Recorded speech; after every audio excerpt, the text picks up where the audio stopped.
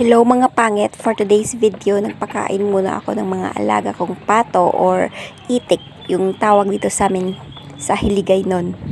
Yung pagkain na binibigay ko pala mga kapangit ay upa or rice bran na may halong crack corn.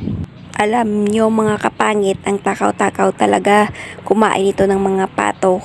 Kahit busog na, sige pa rin ng sige ang sisiba kumain. Ganon talaga mga kapangit, para mabilis lumaki ang inyong pato or itik, dapat busugin mo sila palagi. Alam nyo mga kapangit, twice a day lang ako nagbibigay ng pagkain sa kanila kasi sobrang mahal ng crack corn or feeds ngayon. Kahit upa ang mahal, wala nang mura sa panahon ngayon. Bala ko nga magbenta ng isa worth 500 pesos lang para pang Noche Buena, kasi sabi ng sekretary ng DTI, kasya na daw yung 500 pang Noche Buena.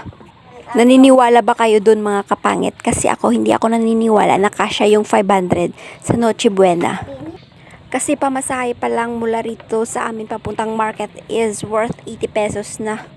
Siguro mga kapangit, instead na magbenta ako, mag-ihaw na lang ako. Marami pang makakain. Ano bang mas magandang luto dito mga kapangit? Kasi usually yung ginagawa naming luto ay patutin or adobo. Actually, hindi naman importante kung marami or konti yung handa. Ang importante, nagsalo-salo sa Pasko. Alam nyo ba mga kapangit, dati isa lang itong alaga kong itik or pato. Ngayon, nasa 30 na sila. Naniniwala kasi ako na kapag masipag ka at matyaga ay mayroong nilaga. Kaya sa mga nag-aalaga dyan ng mga itik or pato na kagaya ko, ipagpatuloy nyo lang dahil naniniwala ako na dadami rin yan. Kagaya nito, big things comes from small beginnings.